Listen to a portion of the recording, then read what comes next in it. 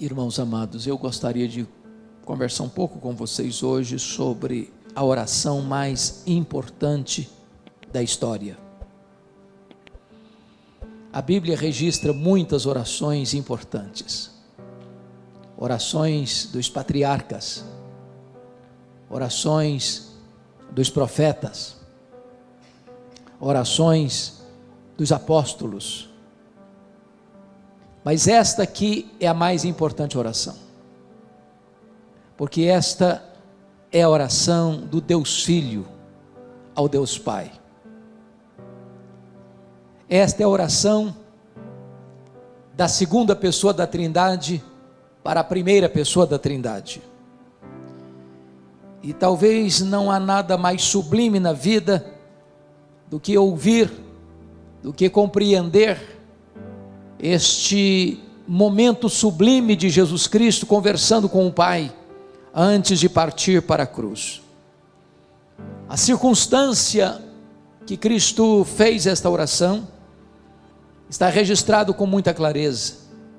Se você ler o capítulo 16 de João, ele tinha acabado de falar para os seus discípulos sobre o Pai, e agora ele está falando para o Pai acerca dos seus discípulos. Na vida e no ministério de Jesus Cristo, pregação e oração sempre caminharam juntas. Aqueles que falam aos homens sobre Deus, devem falar para Deus sobre os homens. Aqueles que pregam aos homens, precisam também falar para Deus acerca desses mesmos homens, porque pregação e oração caminham sempre juntas. Se você percebeu, Jesus nesta oração divide-a em três aspectos bem distintos. Nos versos 1 a 5, ele ora por si mesmo. Nos versos 6 a 19, ele ora pelos seus discípulos imediatos, aqueles que estão com ele no cenáculo. Mas nos versos 20 a 26, ele ora por aqueles discípulos que ainda haveriam de crer nele, segundo as Escrituras. Portanto, ele ora por você e por mim. Nós estávamos contemplados nesta oração do Senhor Jesus Cristo. Se você notar o contexto imediato, Jesus já havia ali no cenáculo lavado os pés dos seus discípulos. Jesus já havia alertado Pedro de que ele o negaria naquela mesma noite. Jesus já havia desmascarado Judas Iscariotes. Jesus já havia falado para eles acerca do céu, da casa do Pai, da sua segunda vinda e da promessa do derramamento do Espírito Santo. Ali Jesus já havia instituído a ceia. Ali Jesus já estava mergulhando na sombra da cruz, quando ele faz esta oração ao Pai, esta oração intercessória.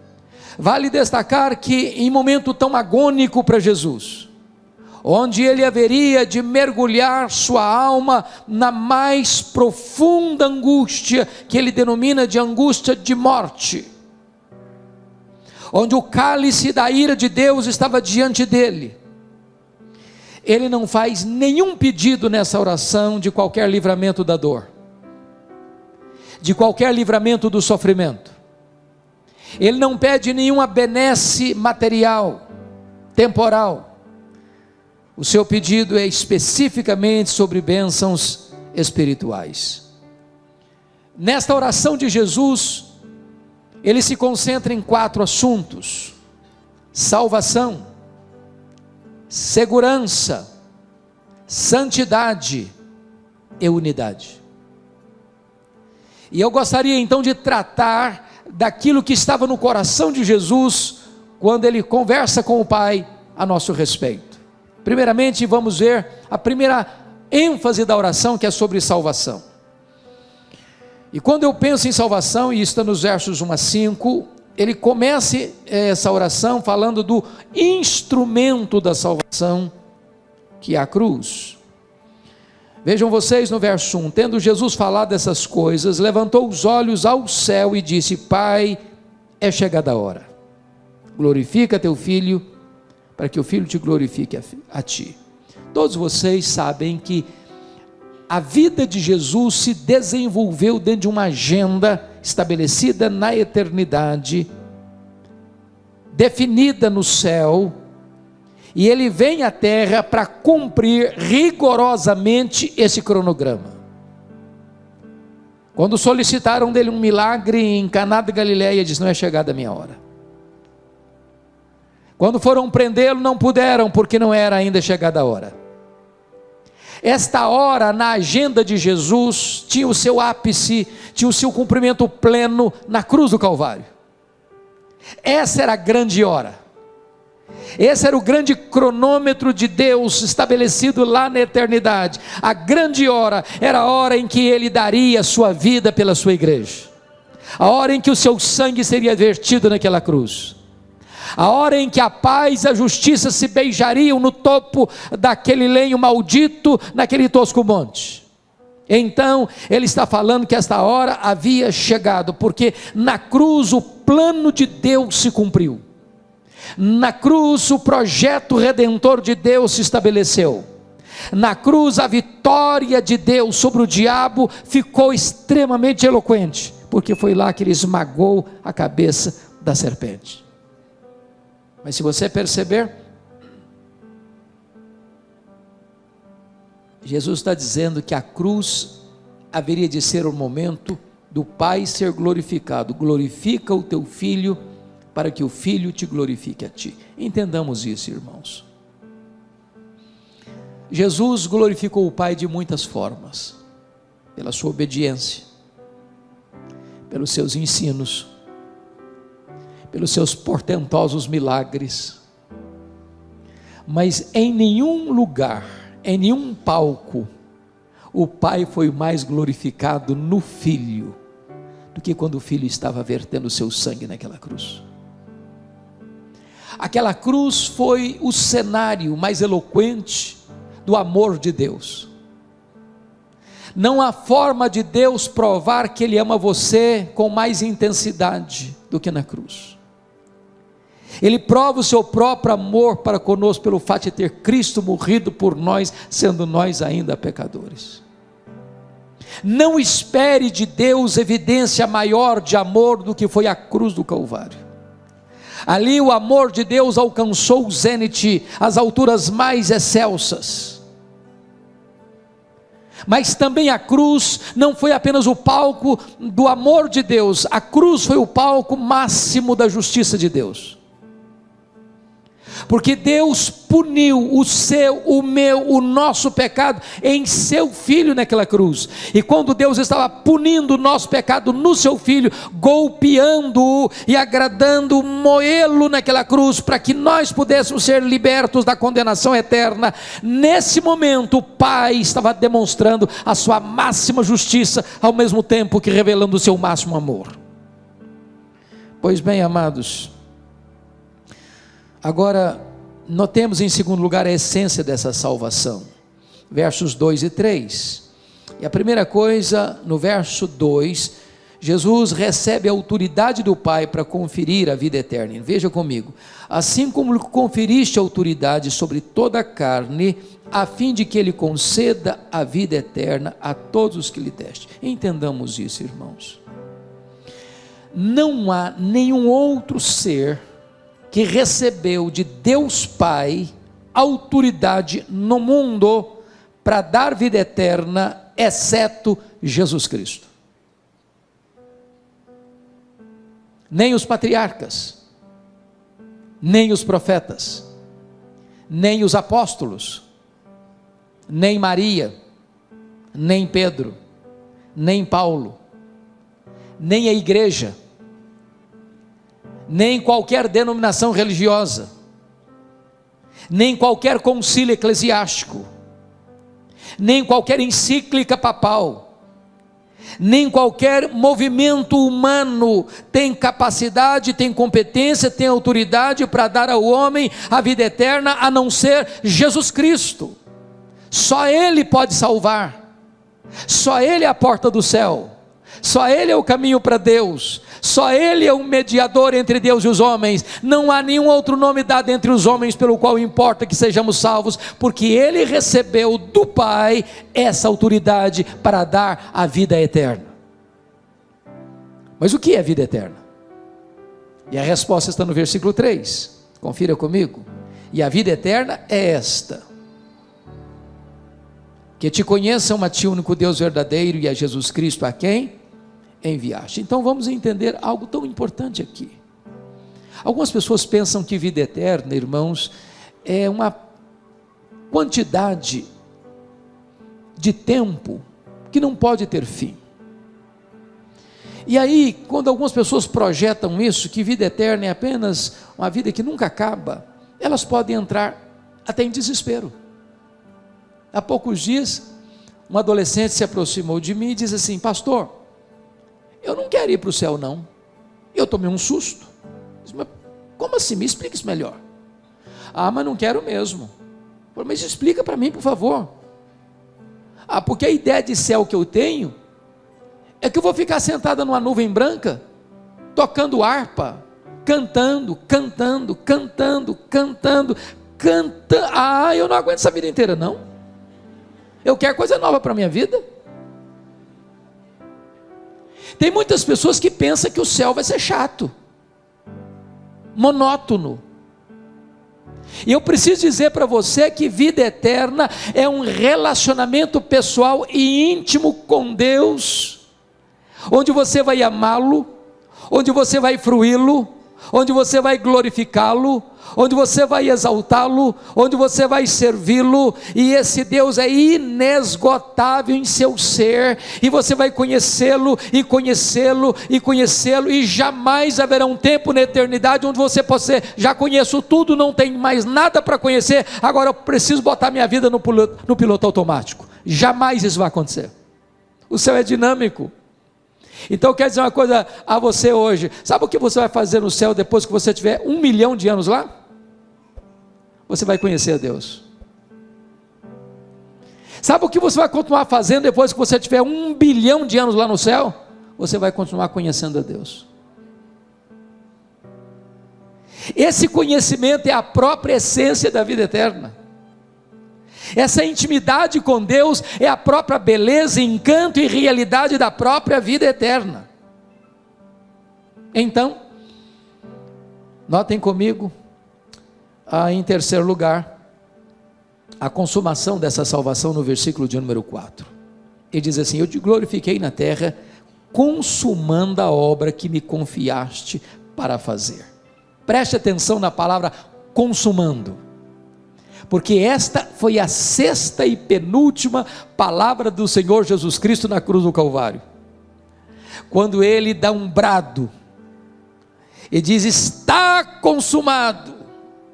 E essa palavra na língua grega é a palavra tetelestai, está pago, está consumado, está concluído, não tem mais nada por fazer. E essa palavra grega tetelestai, que é a mesma palavra consumado no grego, ela tem 3 significados. Primeiro, essa palavra era usada naquela época, quando um filho recebia uma incumbência de seu pai para fazer algum trabalho específico, e terminado esse trabalho, o filho chegava para o pai e dizia assim: papai, tetelestai, papai, eu concluí a obra que tu me confiaste para fazer. Quando Jesus está morrendo na cruz, ele está dizendo: papai, eu terminei a obra que tu me confiaste para fazer, morrer por amor daqueles que tu me deste, está concluída essa obra. Mas essa palavra tetelestai era usada num segundo sentido, quando alguém ia pagar uma promissória num banco, quitando aquela dívida, ao pagar e saldar completamente a dívida, recebia então a promissória com um carimbo: tetelestai, está pago, está quites, não se deve mais nada. Eu quero dizer para você que crê no Senhor Jesus Cristo, que se você realmente crê nele, então a sua dívida foi quitada na cruz do Calvário. então você está quites com a lei de Deus, então você está quites com a justiça de Deus, então já nenhuma condenação pesa mais sobre a sua vida. Tetelestai. Mas essa palavra tetelestai tinha um terceiro significado no grego. Essa palavra era usada quando você comprava um bem imóvel, uma casa, uma propriedade, e ao receber a escritura registrada, porque você já saldou todos os compromissos financeiros, essa escritura recebia um carimbo, tetelestai, agora é seu de direito e de posse. Eu quero dizer para você que quando você creu no Senhor Jesus Cristo, é como se Deus estivesse dando para você uma escritura do céu, registrada, dizendo, pertence a você, de direito e de posse, toma posse da vida eterna. A obra de Cristo foi concluída na cruz, e é isso que Jesus Cristo está dizendo para nós no versículo 4. Mas notem comigo o versículo 5, que trata da recompensa da salvação. E agora glorifica-me, ó Pai, contigo mesmo, com a glória que eu tive junto de ti, antes que houvesse o mundo. Prestem atenção, irmãos, a Bíblia não detalha como é que era esta glória que o Filho tinha com o Pai, antes que o mundo fosse criado. Agora imagine, que Deus criou todas as coisas, e o centro do céu é Jesus. Os anjos adoram a Jesus, eles servem a Jesus. Tudo aquilo que jamais olho viu, ouvido ouviu, todas as riquezas e belezas inefáveis, indescritíveis, toda a bem-aventurança, toda a glória do céu, que Ele deixou para vir aqui se encarnar, pisar o nosso chão, vestir a nossa pele, beber a nossa água, comer o nosso pão, chorar a nossa lágrima, sentir a nossa dor e carregar sobre o seu corpo o nosso madeiro, Ele está tomando de volta. E agora diz, Pai, glorifica-me com a glória que eu tive junto de ti, antes que houvesse mundo. Ele que pagou o preço pela nossa redenção, agora recebe a recompensa. É o que Paulo escreve em Filipenses capítulo 2, ele se esvaziou, ele se humilhou, ele assumiu a forma de servo, ele se humilhou até a morte, morte e cruz, pelo que também o Pai o exaltou sobremaneira, e lhe deu o nome que está acima de todo nome, para que o nome de Jesus se dobre todo o joelho, nos céus, na terra e debaixo da terra, e toda língua confesse que Jesus Cristo é Senhor, para a glória de Deus Pai. Ele está sendo exaltado, essa é a recompensa. Mas preste bem atenção comigo, por favor, no versículo 24. Você pode ler o verso 24 comigo? Vamos juntos? Você que tem versão atualizada, vamos lá? Pai, a minha vontade é que onde eu estou, estejam também comigo os que me deste, para que vejam a minha glória que me conferiste, porque me amaste antes da fundação do mundo. Preste atenção nisso. Você que vai para o céu, e se você creu em Jesus, você está embarcando para lá, passaporte garantido, entrada garantida, posse garantida. Você vai contemplar toda a glória que o Pai conferiu ao seu Filho. Você não só vai ver, você vai usufruir. Nada que possa se referir neste mundo como belo e encantador pode ser comparado com aquilo que Deus preparou para você. E você vai ver isso, e você vai experimentar isso, e você vai usufruir isso para sempre e sempre e sempre. Esta é a salvação que Jesus está orando aqui por ela. Mas em segundo lugar, irmãos, essa oração trata de segurança, nos versos 6 a 14, porque você pode fazer uma pergunta, bom, ok, ele me salvou, mas quão segura é essa salvação? Será que eu posso ter certeza dessa salvação? Será que eu posso me apropriar dela?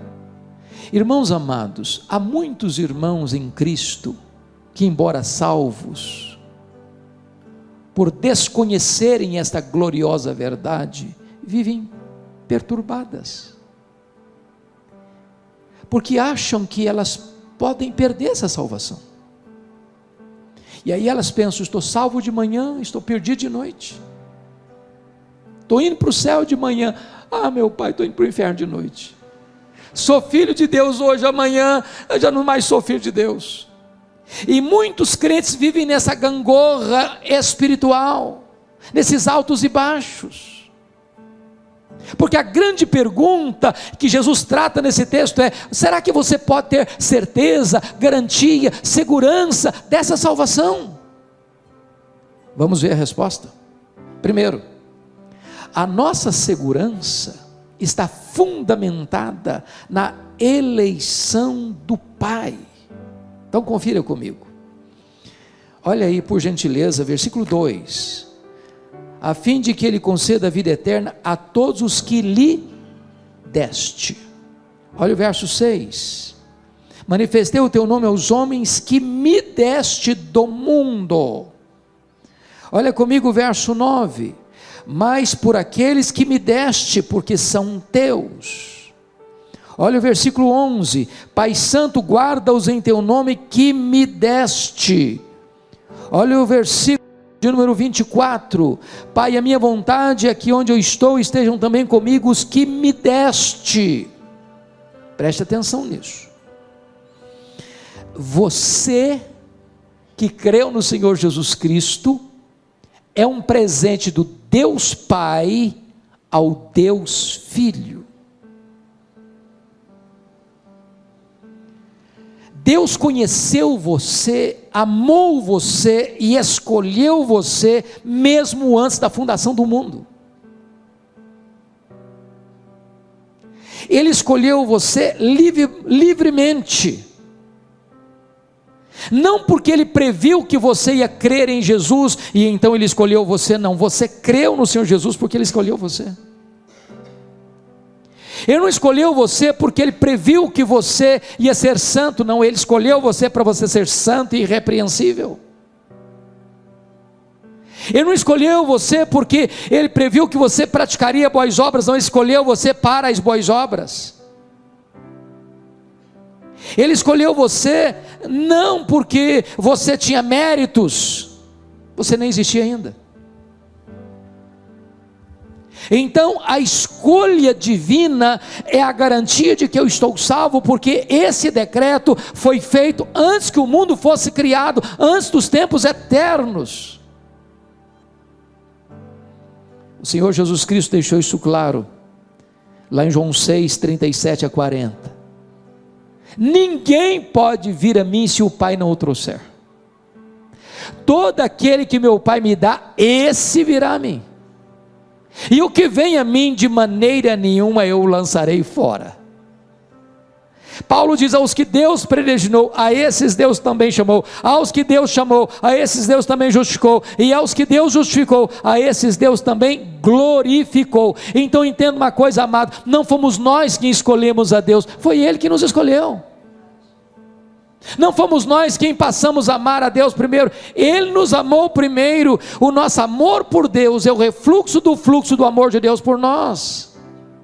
Aliás, nós não poderíamos jamais escolher a Deus, nós estávamos mortos nos nossos delitos e pecados, mas Ele nos amou, Ele nos escolheu e Ele nos deu de presente para o seu Filho, e o seu Filho verteu o seu sangue para nos resgatar da morte e do inferno. Você pode ter segurança.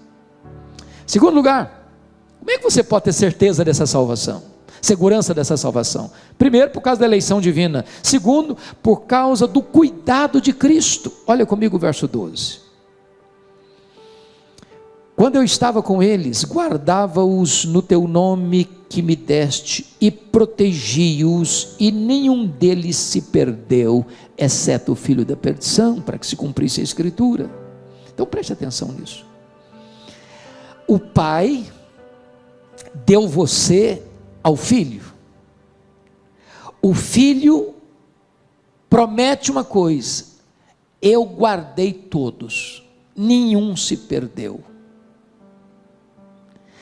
Jesus não vai permitir que nenhum daqueles que o Pai deu a Ele, por quem Ele morreu, se perca.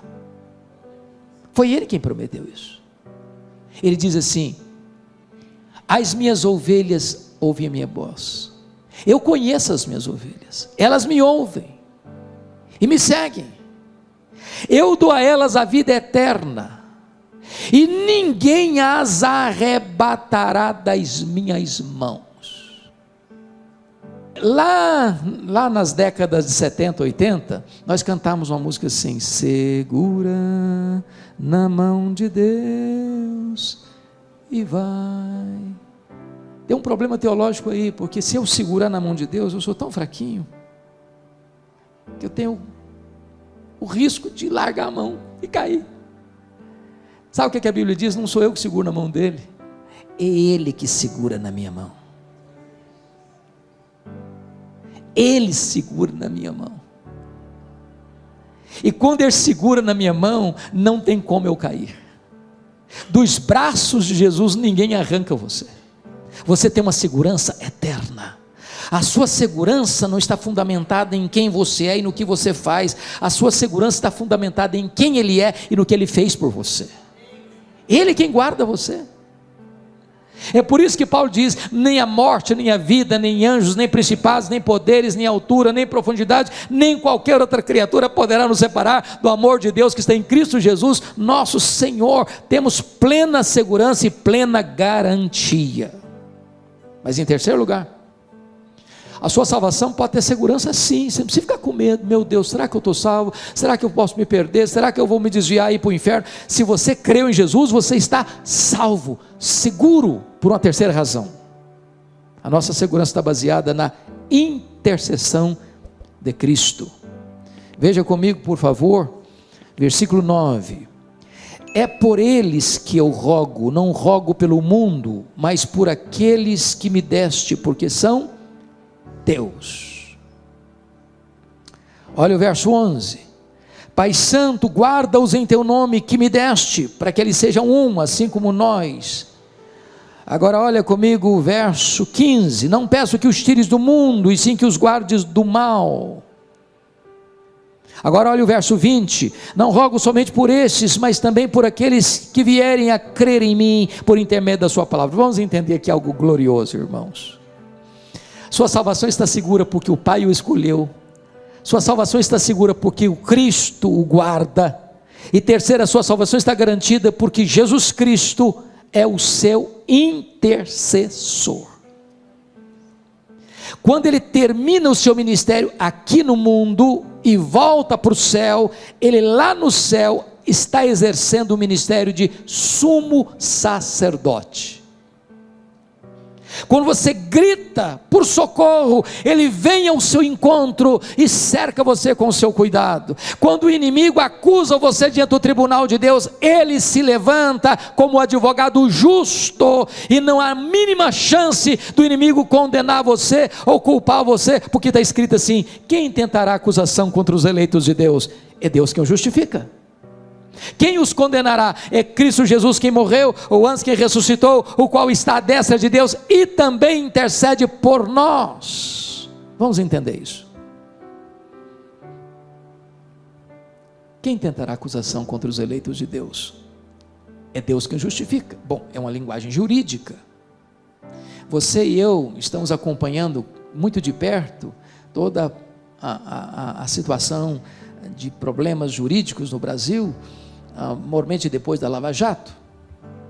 E você vê uma pessoa às vezes que é condenada na primeira instância, mas é absolvida na segunda instância, ou ela é inocentada na primeira instância e se apela para a segunda, e a pessoa é condenada na segunda instância ou na terceira instância até a quarta instância. Quando Paulo diz assim: quem tentará acusação contra os eleitos de Deus? É Deus que o justifica. Está dizendo o seguinte: a sua justificação aconteceu no Supremo Tribunal Federal do céu. Não há instância superior para se apelar, para mudar esse julgamento. O seu julgamento, no sentido de que você está quites com a lei de Deus e com a justiça de Deus, não pesa condenação sobre você, foi feita na última instância do tribunal celestial, no supremo pretório divino. Não há chance de você ser condenado, porque Deus, o supremo juiz, declarou você já sem culpa, e por uma base legal, um outro alguém morreu no seu lugar, pagou a sua dívida, levou sobre si o seu pecado e recebeu no seu corpo a punição que você devia receber. Se Jesus recebeu a punição por você, você está quis com a lei de Deus, quis com a justiça de Deus, não pesa mais condenação sobre a sua vida, sua salvação está assegurada. Mas veja você, que Jesus agora está intercedendo também por situações da nossa jornada aqui. E por que ele intercede? Confira comigo o versículo 15. Não peço que os tires do mundo, e sim que os guardes do mal. A palavra mal aqui deveria ser melhor traduzida maligno. O que Jesus está dizendo é o seguinte: Pai, eu não peço que tu tires os meus do mundo, porque essa ideia que prevaleceu na Idade Média, de que esse mundo está muito contaminado, então eu não posso ser santo vivendo aqui, vou para um mosteiro, vou me isolar. O grande problema é que quando uma pessoa se isola do mundo, ela leva o seu problema junto com ela, porque o problema não está fora, o problema está no coração. Mas mais, Jesus está dizendo o seguinte: livra-os do mal, livra-os do maligno. Sabe o que significa isso? Significa que aquele que nos salvou é o único capaz de nos sustentar dos ataques, das sutilezas, das armadilhas, dos laços do diabo, porque ele vive 24 horas por dia ao nosso derredor, tentando nos tragar, tentando nos devorar, tentando nos levar para uma região perigosa, para uma zona escorregadia, para um momento de fraqueza ou de uma autoconfiança. E o Jesus Cristo está orando: Pai, guarda-os do maligno, proteja-os do maligno, proteja-os do maligno. E você precisa entender uma coisa: é o Pai que protege você, é o Deus Todo-Poderoso que segura a sua mão, é Ele quem livra você, a sua alma da morte, seus olhos das lágrimas e seus pés da queda. Mas mais uma coisa, irmãos, agora vamos ver comigo o terceiro ponto dessa mensagem, que é santidade. Bom, então vamos entender o raciocínio. Está falando de salvação, e a salvação é segura, e você pode ter a segurança dela. Mas enquanto você caminha aqui, como é que você deve caminhar como um salvo? Como é que você prova que você é uma pessoa salva? Só basta bater no peito: eu estou salvo, está resolvido o assunto? Ah, eu sou membro da igreja presbiteriana de Vila Operária, então estou salvo. É isso? Ah, eu tenho minha Bíblia, eu leio a minha Bíblia. É isso? Qual é a evidência que você é uma pessoa salva? Que provas você pode dar que você é uma pessoa salva? Então vamos ver isso, irmãos. Vamos ver isso. Entendamos uma coisa: a nossa entrada no céu é exclusivamente pela graça e não pelas obras. Mas o céu em si mesmo não seria céu para nós sem um caráter santo. Prestem bem atenção no que vou lhes dizer. Uma pessoa que não ama a santidade não vai ter clima no céu, vai ser um peixe fora d'água lá. Há muitas pessoas, irmãos, que pensam que a morte é um condão mágico que muda as pessoas. Morre o pior cidadão, todo mundo elogia o cara. Morreu, só elogio. Mas um ímpio que morre ímpio não ressuscita pio. Morreu pagão, não ressuscita um cristão.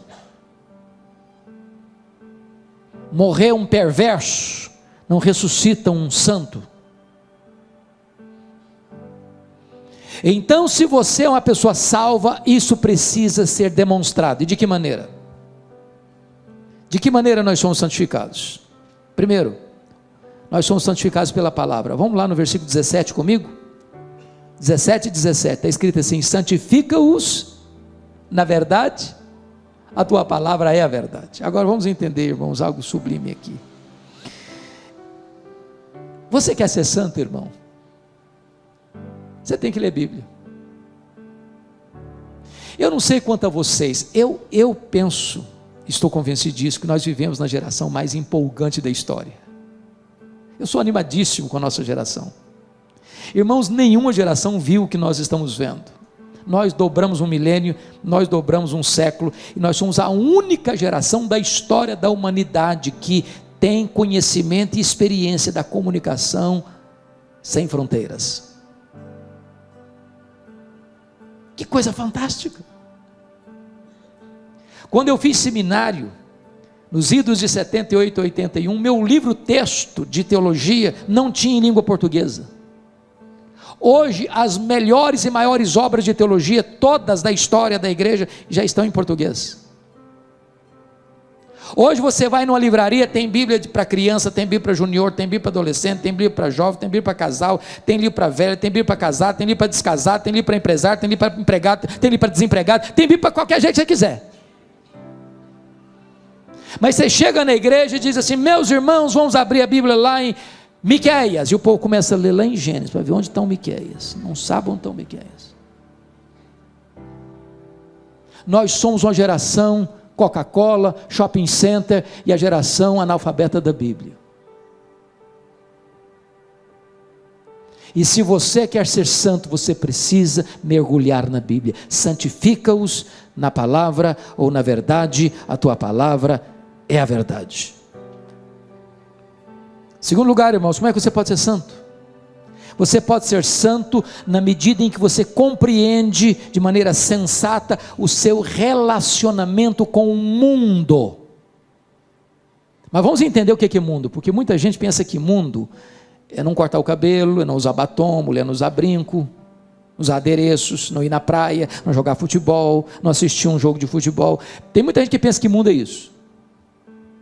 Mundo, irmãos, não é físico, mundo não é tangível, mundo é um sistema, mundo é uma cosmovisão, mundo é um conjunto de valores contrário aos princípios absolutos da palavra de Deus.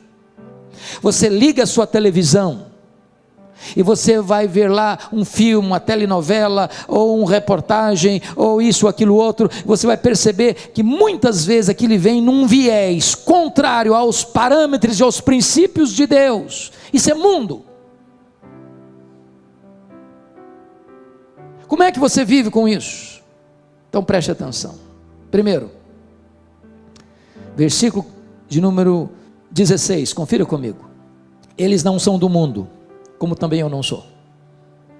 Bom, é chocante eu afirmar isso para você, mas você não é do mundo. E eu não estou dizendo que você é um ET.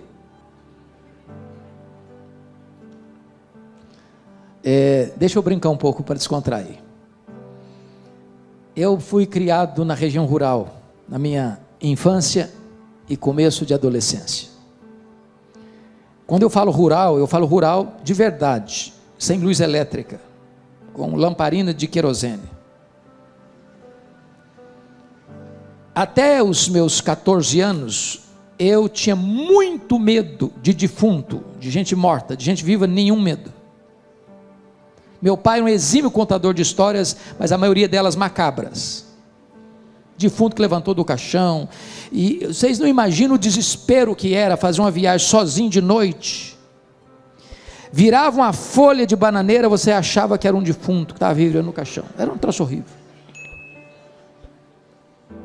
Eu morava do lado de um cemitério, minha família mora até hoje. Agora imagine comigo, eu saindo sozinho de casa, ao retornar ter que passar em frente ao cemitério, era um desespero. E um determinado dia, a noite muito escura, eu voltando, coração acelerado de medo, quando eu olho uma senhora caminhando, e eu me aproximei, apertei o passo, falei, pelo menos vou ter companhia para passar em frente. Eu chego em frente, a mulher começa a bater papo, e ela fala, meu filho, quando eu era deste mundo, falei, pronto, eu estou falando de um fantasma, um desespero total. É claro que Jesus não está dizendo que você é um fantasma. Você não é desse mundo, significa o seguinte: você está aqui, mas os valores que regem a sua vida são outros valores. Os princípios que governam sua vida, seu casamento, sua família, seus negócios, seus lucros, seus gastos, seu lazer, sua mente, seu coração, suas emoções, suas palavras, suas reações, são outros princípios. Você não é deste mundo. Segundo, olha comigo o versículo 14: eu lhes tenho dado a tua palavra e o mundo os odiou. Preste atenção nisso. O mundo odiou ontem, o mundo odeia hoje e o mundo vai odiar amanhã. A igreja e o mundo nunca vão ser bons parceiros. Eu não estou falando que você não vai ser bom parceiro do seu vizinho, dos seus amigos. Eu estou falando que entre você e esse sistema de valores vai existir um conflito permanente. E se a igreja não está sendo perseguida pelo mundo, não é porque o mundo amansou, é porque a igreja se acovardou. Perguntaram para Francisco Leonardo, eminente professor do Seminário do Norte, reverendo Francisco, se a igreja for mais perseguida, ela será mais fiel? Ele respondeu: não. Se a igreja for mais fiel, ela será mais perseguida. A amizade do mundo é pior do que a espada do mundo. Terceiro, olha comigo, o versículo de número 11, estamos no mundo, mas nós somos guardados do mundo. Versos 11 a 15, ele está exatamente tratando dessa questão de você estar no mundo, mas ser guardado do mundo, estar no mundo, mas ser protegido do mundo, de você conseguir ligar a sua televisão e assistir um jornal, mas não permitir que aqueles valores subliminares, ou que estão por trás dos bastidores, mexam com o seu coração, determine a sua mente. Você está hoje em qualquer frente da vida, seja no comércio, seja na indústria, seja no campo, seja na academia, seja onde for, você está lidando com esses valores, mas você está permanecendo firme pelos valores do céu, pelo diapasão do céu. Você é guardado do mundo. Mas notem mais, agora confira comigo o versículo 18, esse 18 é magnífico. Você pode ler o 18 comigo? Vamos juntos? Assim como tu me enviaste ao mundo, também eu os enviei ao mundo. Então preste atenção que tem uma missão e tem uma estratégia. A missão é: Jesus nos envia de volta ao mundo. Mas qual a estratégia? Assim como o Pai me enviou ao mundo, eu também vos envio. Então preste atenção. Você é crente? Ok. Você não pode viver num gueto. Você não pode viver separado, isolado. Você precisa ter amigos. Você precisa se relacionar com pessoas. Você não pode se fechar dentro de 4 paredes. É lá fora que você vai viver a sua vida cristã, convivendo com as pessoas, relacionando-se com as pessoas, influenciando pessoas. Você é o sal da terra, você é a luz do mundo, você é um luzeiro a brilhar. É lá que você vai marcar a sua influência, nos seus relacionamentos, nos seus contatos, sendo uma bênção, sendo um bom vizinho, sendo um bom marido, sendo uma boa mulher, sendo uma boa esposa, sendo um bom filho, sendo um bom pai, sendo uma boa mãe, sendo um bom empregado, sendo um bom patrão, sendo um bom comerciante, sendo um bom amigo. E enquanto você se relaciona, você é luzeiro de Deus a brilhar onde você está. Mas vamos fechar, vamos concluir, irmãos, com o último assunto. Falamos de salvação, falamos de segurança, falamos de santidade. Último ponto: unidade. A pergunta agora é: bom, se Deus nos salvou, e se nós temos segurança dessa salvação, e se nós devemos viver em santidade, como é que eu me relaciono com os outros irmãos que são crentes como eu? Então vamos olhar isso. Unidade. Versos 21 a 26. Primeiramente, o que não é unidade. Tem muita gente que pensa que unidade é, vamos tirar as placas das igrejas. Tem placa demais, tem igreja demais, tem denominação demais, isso está complicando demais. Então vamos fazer o seguinte, vamos juntar todo mundo numa placa só. Não é isso que Jesus está falando. Ele não está falando de uma unidade organizacional. Segundo, Jesus não está falando aqui de ecumenismo. O que é ecumenismo? Ecumenismo significa, não vamos falar de doutrina, doutrina divide, vamos falar de amor, não importa o que você creia, vamos estar juntos. Não, a Bíblia proíbe isso. Não tem unidade fora da verdade. Bom, então o que é esta unidade? Amados irmãos, vamos ver. Unidade significa o seguinte: se você está em Cristo, não importa a igreja que você frequenta, você é meu irmão. Agora convenhamos, é muito triste quando hoje ainda se percebe muitos segmentos religiosos batendo cabeça, brigando uns com os outros, ferindo uns aos outros, numa briga doméstica, onde as próprias ovelhas estão se ferindo, tirando aquilo que nós chamamos da unidade. Nós não criamos a unidade já existe, nós preservamos a unidade no vínculo do Espírito. Mas por que nós devemos buscar a unidade da igreja? Primeiro, porque Jesus pediu isso ao Pai. Olha comigo o versículo 21 e 22. A fim de que todos sejam um, e como és tu, ó Pai, e tu em mim, também sejam eles em nós, para que o mundo creia que tu me enviaste. Bom, se Jesus pediu ao Pai que você e eu sejamos um, eu não posso laborar contra esse projeto de Jesus, contra a vontade de Jesus. É hora da igreja parar de brigar uns com os outros, por diferenças secundárias, e entender que o que nos une é o sangue do Cordeiro. Só existe uma igreja, irmãos, só existe uma noiva, só existe um rebanho, só existe um corpo de Cristo. E essa igreja não é a presbiteriana, não é a batista, não é a metodista, não é a wesleyana, não é a assembleiana, não é a católica, não é nenhuma denominação. Certa feita, John Wesley, o grande avivalista do século XVIII, teve um sonho, e ele sonhou que ele foi ao inferno.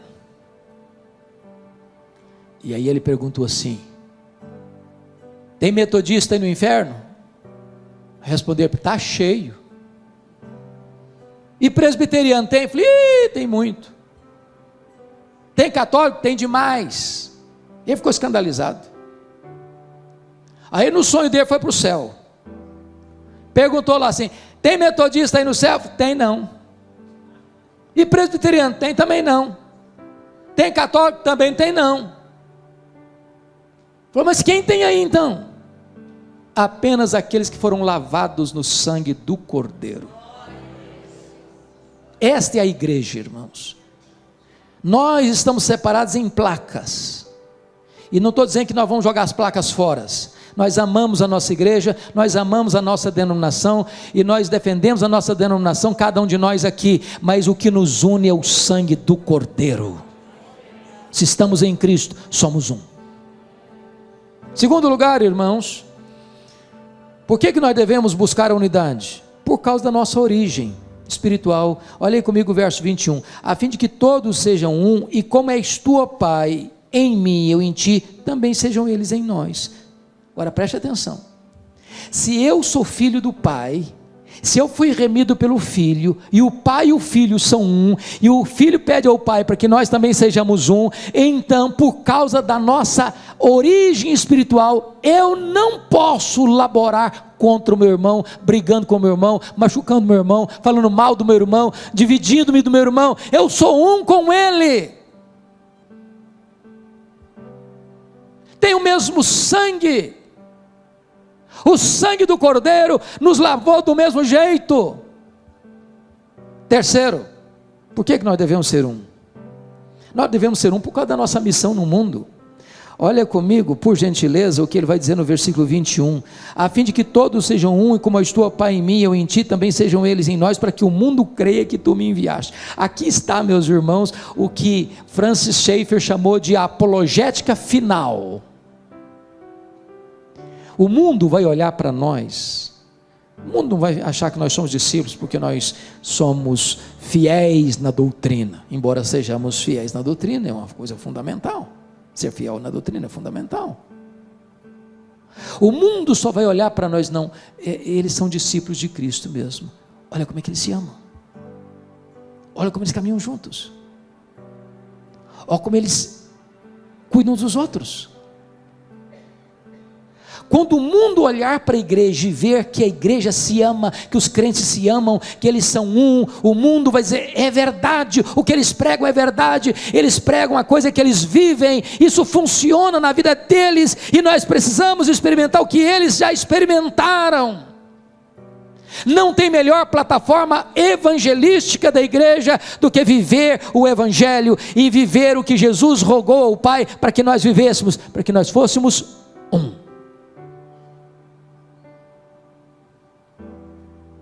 Agora preste atenção, eu preciso ilustrar isso para você entender.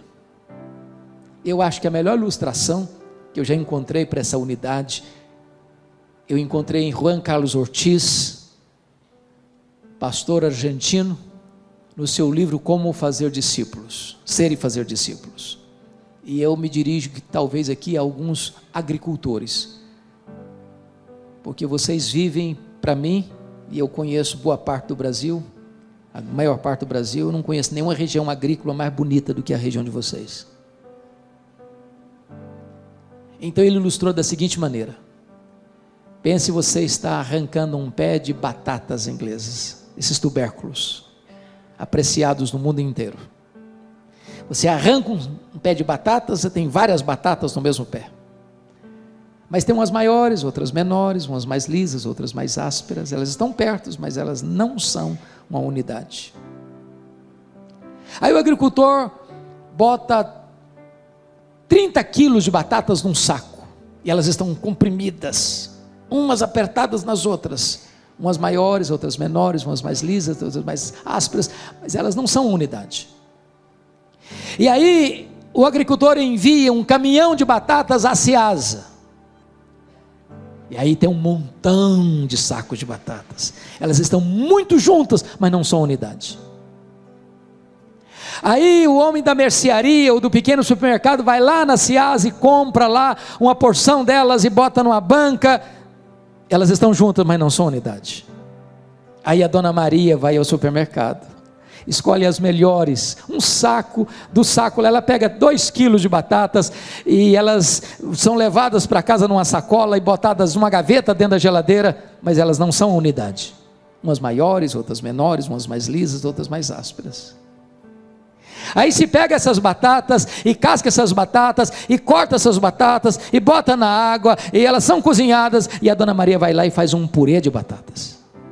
Agora não tem uma maior, não tem uma menor, não tem uma mais lisa, não tem uma mais áspera. Agora nenhuma pode olhar para mim, eu sou mais bonita que você, eu sou melhor que você, eu sou mais importante que você. Agora elas são um purê. Agora elas são uma unidade. É isso que nós devemos ser. E eu termino dizendo o seguinte: sabe por que nós devemos ser um? Porque esse vai ser o nosso destino eterno, verso 24, pois a minha vontade é que onde eu estou estejam também comigo os que me deste. Então, pare de brigar com o seu irmão, sabe por quê? Se você achar que você é mais importante do que ele, que você é melhor que ele, que você sabe mais do que ele, que você tem mais dons do que ele, que você é mais maduro na fé do que ele, e que o irmãozinho é muito fraquinho, é muito isso, muito aquilo, quando você chegar no céu, sabe quem você vai ver lá? Esse irmãozinho seu. Se ele está em Cristo, você vai para lá. E é melhor você começar a aprender a conviver com ele aqui, porque você vai ter que viver com ele por toda a eternidade. Eu espero em Deus que a oração do Deus Filho ao Deus Pai encoraje a cada um aqui nesta noite. a entendermos que a nossa salvação foi realizada por Ele na cruz, que essa salvação é garantida pelo próprio Deus. Você não precisa ter medo, e que se você é uma pessoa salva, você evidencia isso através de uma vida de santidade. E nós que fomos alcançados pela graça, somos um, e assim devemos viver aqui, porque assim viveremos para sempre e sempre.